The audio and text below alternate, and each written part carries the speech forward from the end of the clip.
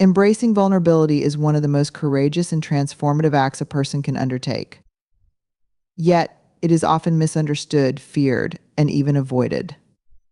In a society that frequently equates vulnerability with weakness, it can feel counterintuitive to open yourself up, especially during times of struggle or uncertainty. But true strength lies not in the walls we build to shield ourselves, but in the willingness to show up, be seen, and let others see us as we truly are. To embrace vulnerability is to accept that life, in all its complexity, includes moments of uncertainty, emotional exposure, and risk. These moments often come during transitions, losing a job, facing heartbreak, or even stepping into new opportunities. It is in these moments of vulnerability that our authentic selves are revealed. Instead of running from these feelings or masking them with false bravado, we must learn to sit with them. Acknowledging our vulnerability requires deep honesty with ourselves.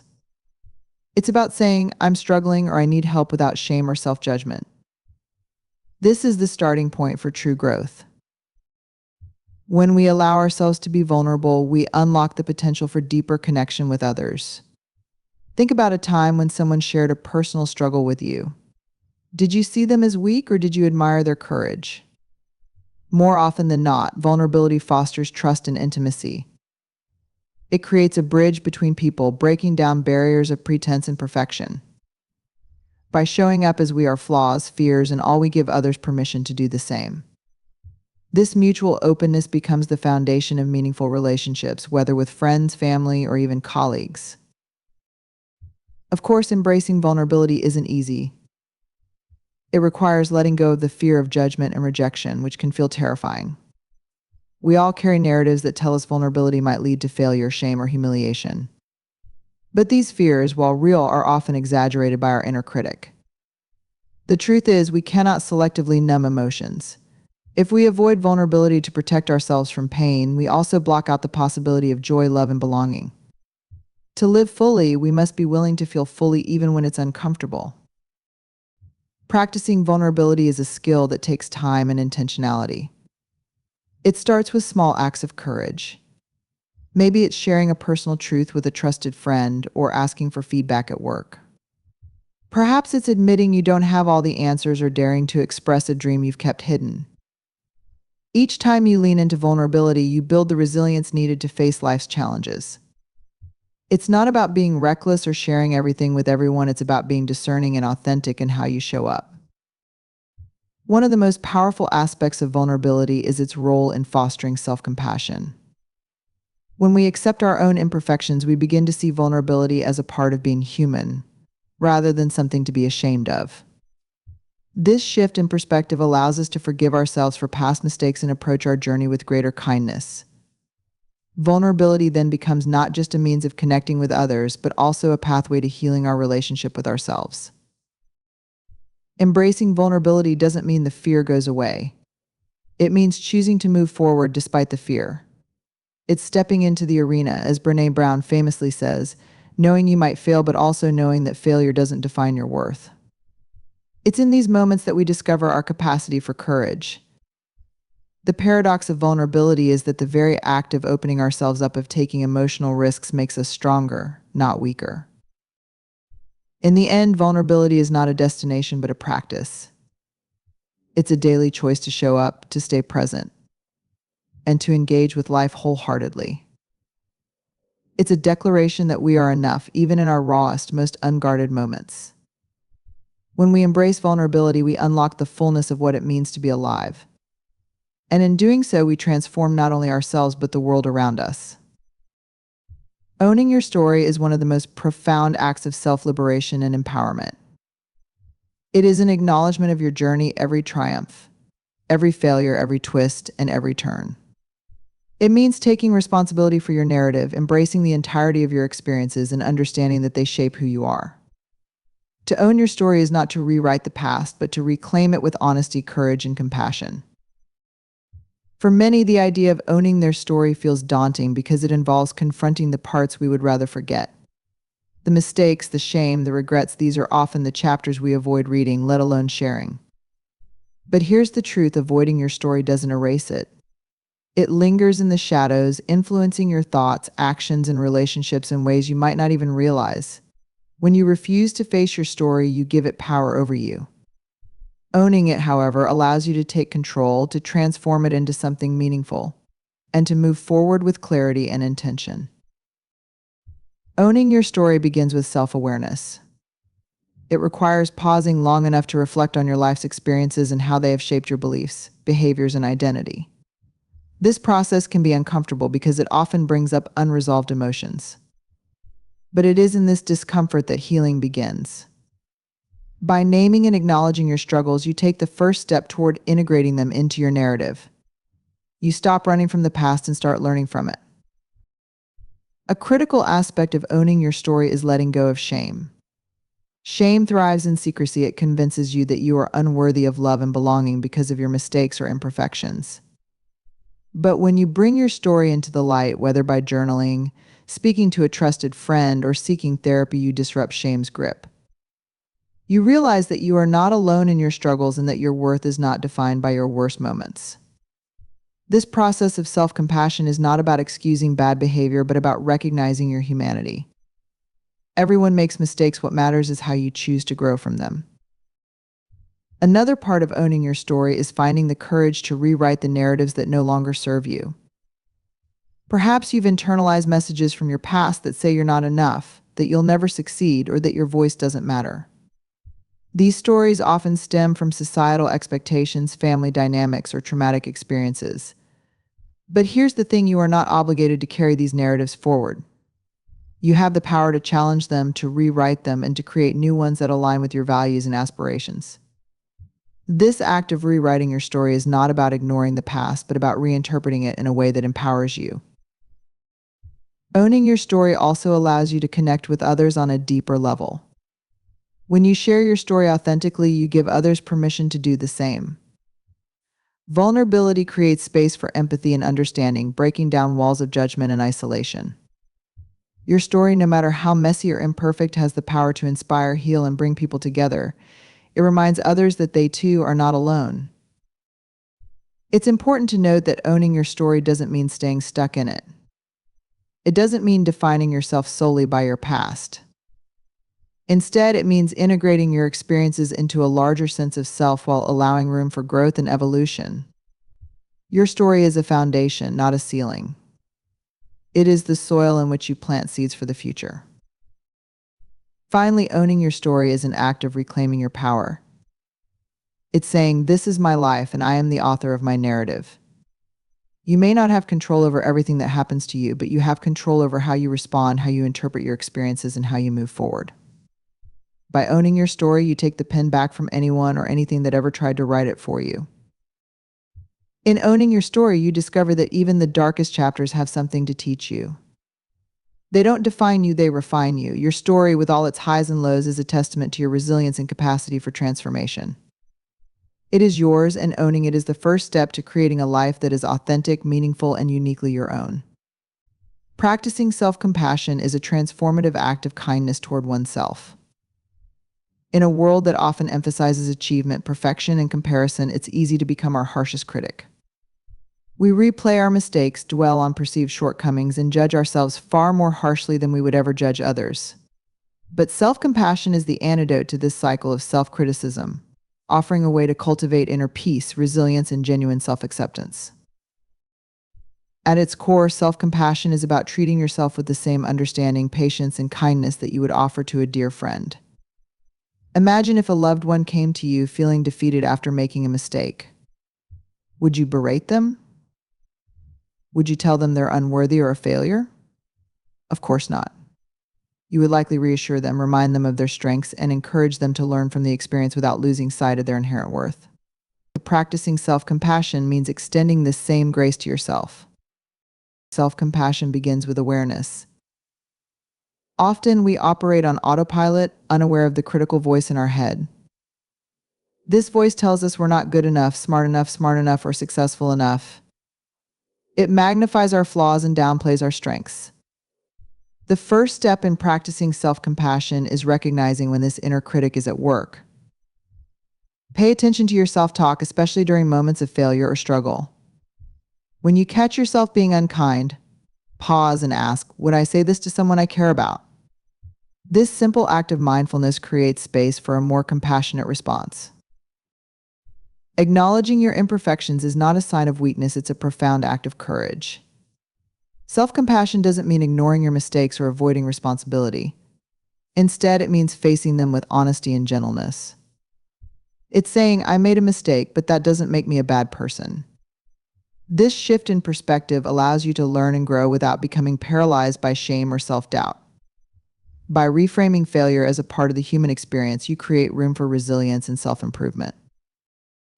Another essential element of self-compassion is recognizing your shared humanity.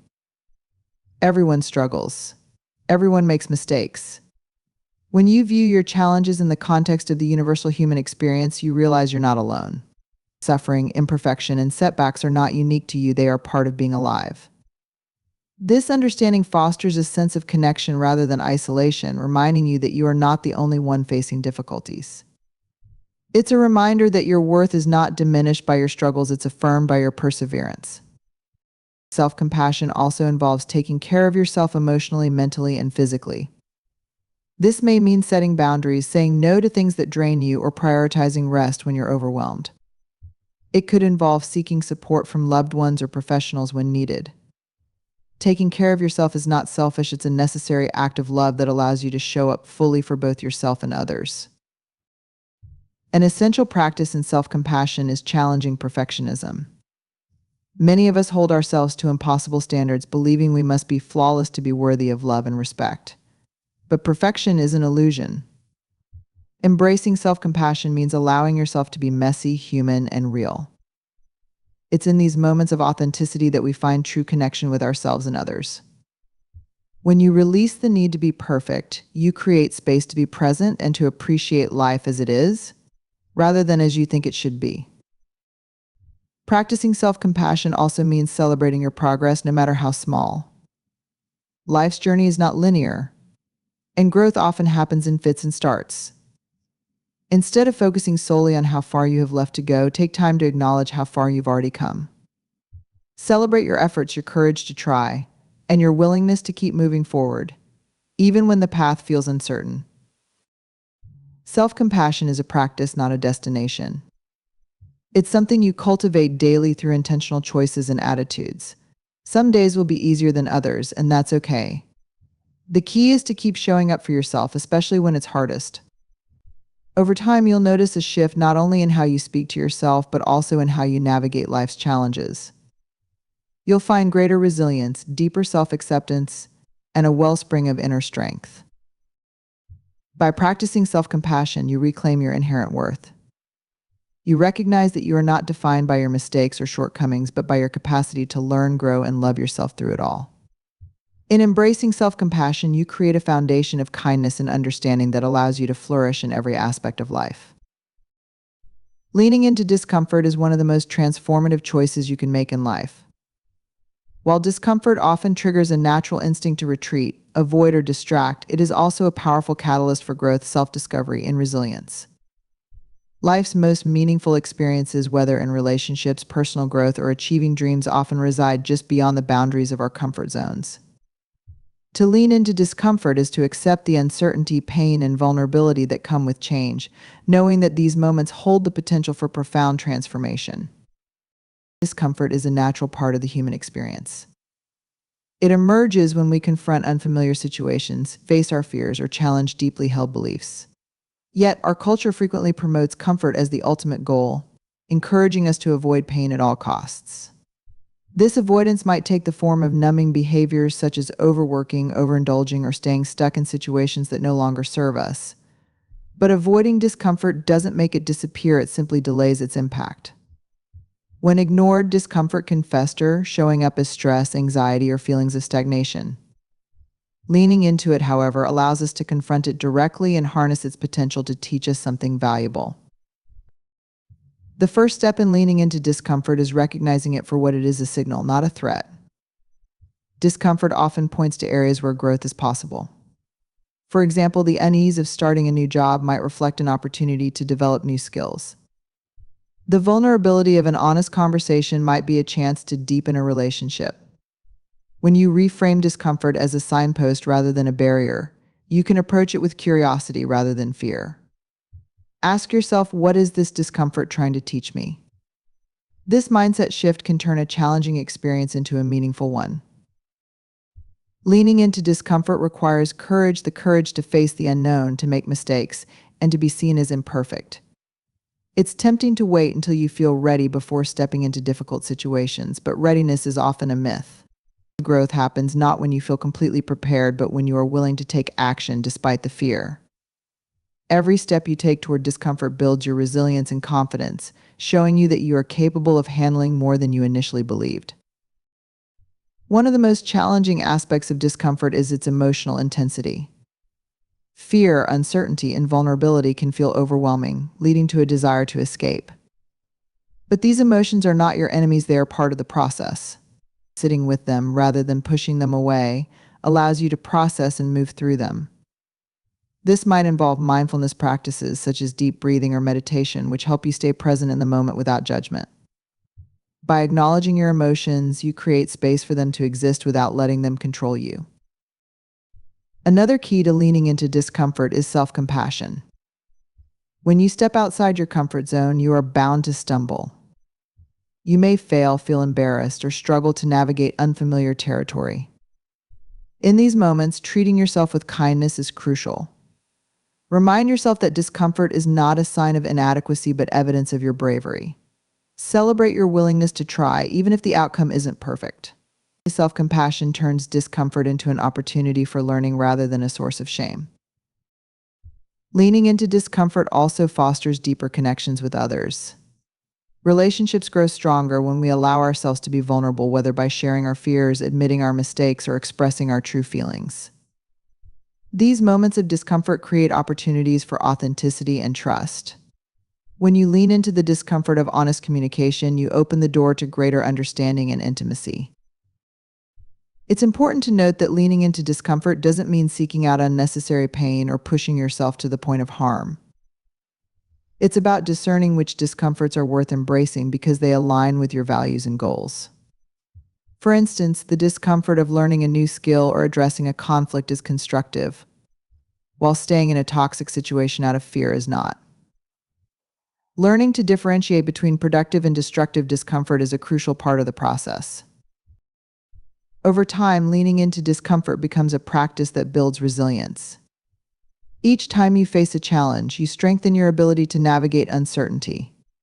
You begin to trust yourself more deeply, knowing that you can handle life's ups and downs with grace and adaptability. Discomfort no longer feels like an obstacle, it becomes a stepping stone. Ultimately, leaning into discomfort is about embracing life in its fullness. It's about showing up for yourself and your dreams. Even when it's hard, it's about choosing growth over stagnation, courage over fear, and authenticity over avoidance. In doing so, you discover not only your strength, but also the immense potential that lies on the other side of discomfort. Finding your why is one of the most transformative journeys you can embark on in life. It's about uncovering the core purpose that drives you, the reason you wake up in the morning, the motivation behind your actions, and the values that guide your decisions. Your why is not just a goal or a career, it's the essence of what gives your life meaning and fulfillment. When you discover and align with your why, you create a compass that keeps you grounded and focused, even in the face of challenges and uncertainty. The search for your why often begins with self-reflection. It requires looking inward and asking deep, sometimes uncomfortable questions. What truly matters to you? What brings you joy? What are the moments in your life when you felt most alive? These questions help peel back the layers of external expectations and societal pressures to uncover what resonates with your authentic self. Finding your why is less about creating something new and more about recognizing what has always been there, waiting to be acknowledged. One of the most profound aspects of finding your why is understanding that it often stems from your personal experiences, including your struggles and pain. Sometimes our greatest challenges shape our deepest purpose. For instance, someone who has overcome illness may feel driven to help others heal. Another who has experienced loneliness may find purpose in fostering connection. Pain, when processed and understood, can become a source of meaning rather than a source of despair. By exploring how your experiences have shaped you, you begin to see patterns and themes that point toward your why. Finding your why also involves identifying your values. Values are the principles that guide your actions and decisions. They reflect what matters most to you, whether it's compassion, creativity, freedom, or integrity. When your actions align with your values, you feel a sense of harmony and purpose. Conversely, when you act against your values, life can feel hollow or conflicted. Understanding your values helps you clarify your why and ensures that it remains authentic and meaningful. Your why is not just about what you do, it's about the impact you want to have on the world. It's the difference you want to make and the legacy you want to leave behind. For some, this impact is grand and far-reaching, like advancing social justice or saving the environment. For others, it's deeply personal, like raising a loving family or being a source of kindness in their community. There is no right or wrong why. What matters is that it feels true to you and aligns with the life you want to create. One of the challenges of finding your why is that it requires slowing down in a fast-paced world. We are often so busy checking off tasks and meeting deadlines that we forget to pause and reflect on why we're doing it all. But without a clear why, it's easy to feel lost, even when you're achieving goals. Taking time to reflect through journaling, meditation, or simply sitting in silence creates space for your why to emerge. It's in these moments of stillness that clarity often arises. Once you find your why, the next step is to integrate it into your daily life. Your why should guide your decisions, big and small. It becomes a filter through which you evaluate opportunities, relationships, and commitments. For example, if your why is to inspire others through creativity, you might choose work that allows you to express yourself artistically or mentor others in creative pursuits. Living in alignment with your why doesn't mean life will always be easy, but it does provide a sense of direction and fulfillment that sustains you through challenges. It's important to recognize that your why can evolve over time. Life is dynamic, and so are you. As you grow and gain new experiences, your sense of purpose may shift. This is not a sign of losing your way, but of deepening your understanding of yourself. Revisiting your why periodically ensures that it remains relevant and aligned with your current values and aspirations. Ultimately, finding your why is about living with intention. It's about choosing a life that feels meaningful and true to who you are. When you know your why, you move through the world with greater clarity and confidence. You're less swayed by distractions or the opinions of others because you have a guiding star that keeps you focused on what truly matters. In finding your why, you not only enrich your own life, but also inspire those around you, creating a ripple effect of purpose and positivity. Building connections is a fundamental aspect of what it means to be human. Relationships with others provide us with a sense of belonging, support, and shared purpose. They enrich our lives in profound ways, from fostering personal growth to creating opportunities for collaboration and mutual understanding. Yet building meaningful connections is not always easy, especially in a world that often prioritizes individual achievement and digital interactions over genuine interpersonal bonds. True connection requires intention, vulnerability, and effort, but the rewards it brings are worth every bit of the work. At its heart, building connections starts with a willingness to be open. Genuine relationships are built on authenticity, which means showing up as your true self and allowing others to do the same. This doesn't mean sharing every detail of your life with everyone you meet. It means being honest about who you are, what you value, and how you feel. Authenticity invites trust and understanding, creating a space where meaningful connections can flourish. When people sense that you are genuine, they are more likely to feel comfortable being genuine in return. Listening is a cornerstone of building connections. Too often, conversations become a race to share our own stories or offer solutions, but real connection happens when we take the time to truly listen. Listening is more than hearing words. It's about being fully present and attentive to what the other person is saying. It's resisting the urge to interrupt or plan your response while they're speaking. By practicing active listening, you show others that their thoughts and feelings matter to you. This simple act of attentiveness can transform a casual interaction into a meaningful exchange. Empathy plays a critical role in deepening connections.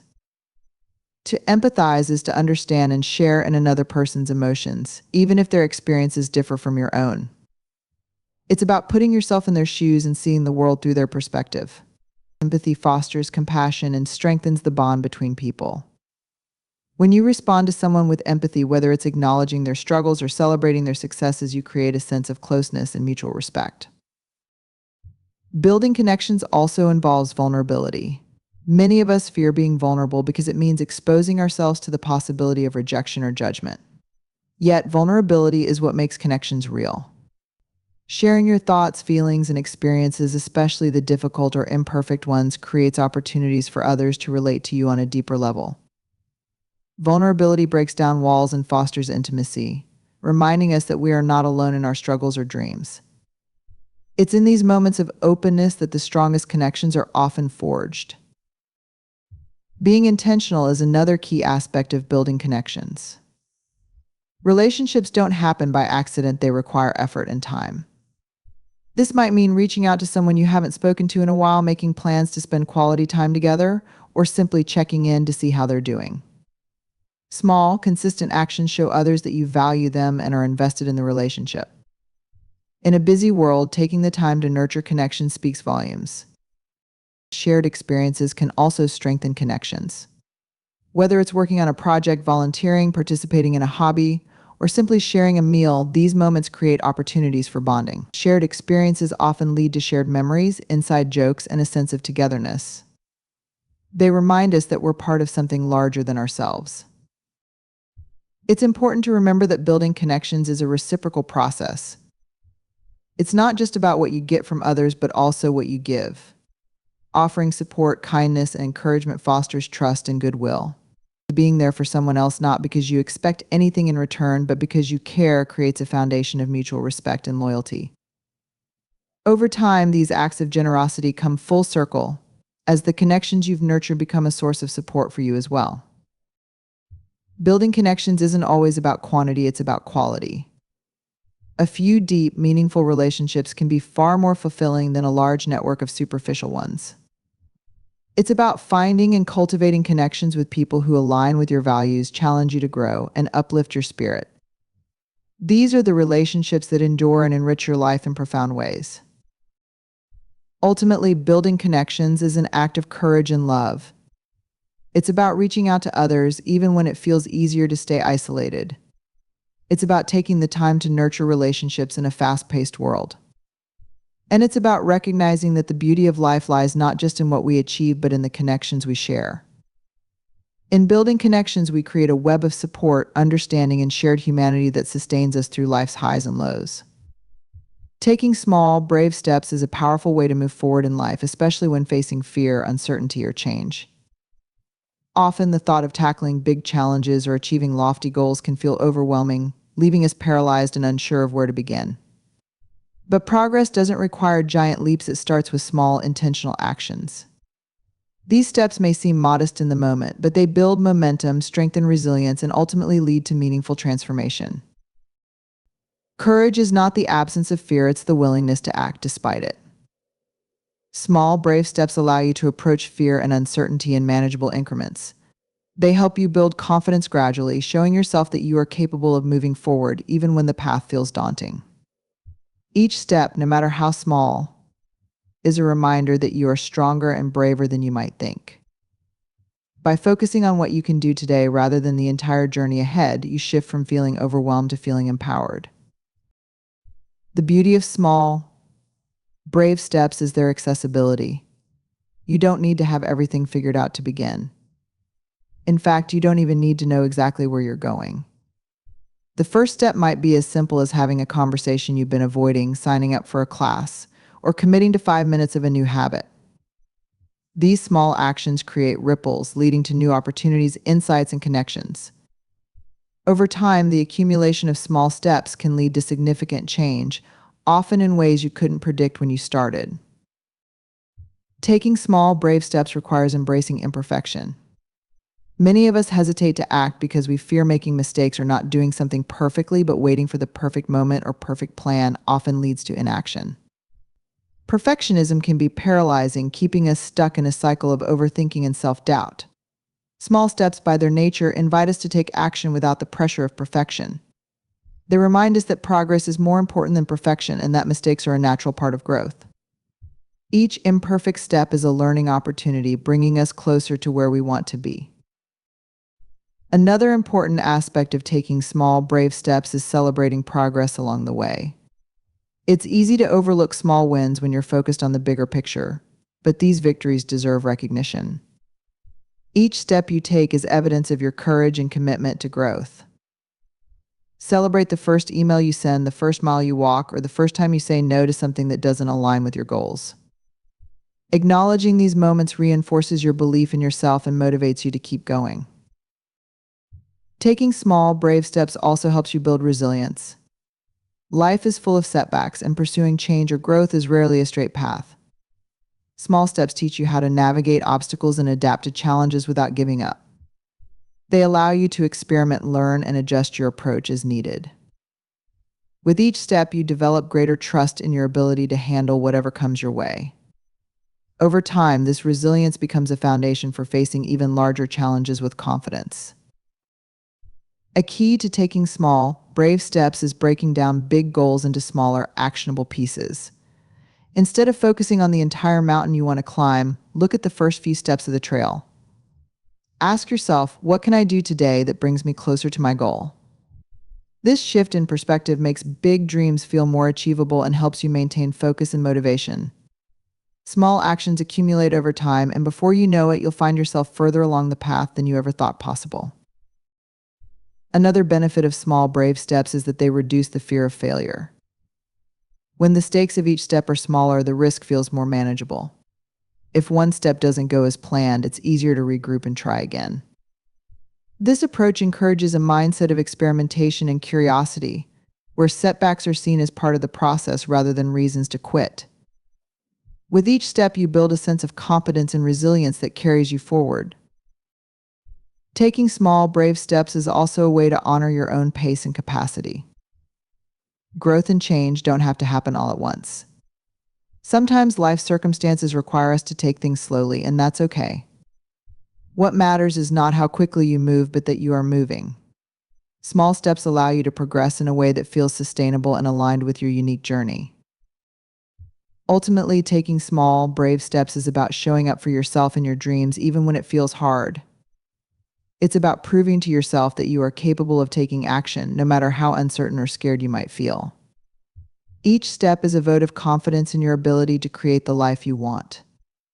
Over time, these steps add up, leading to new possibilities, personal growth, and a sense of accomplishment. It's a reminder that big changes often start with the smallest acts of bravery. Turning pain into purpose is one of the most powerful ways to heal and transform yourself.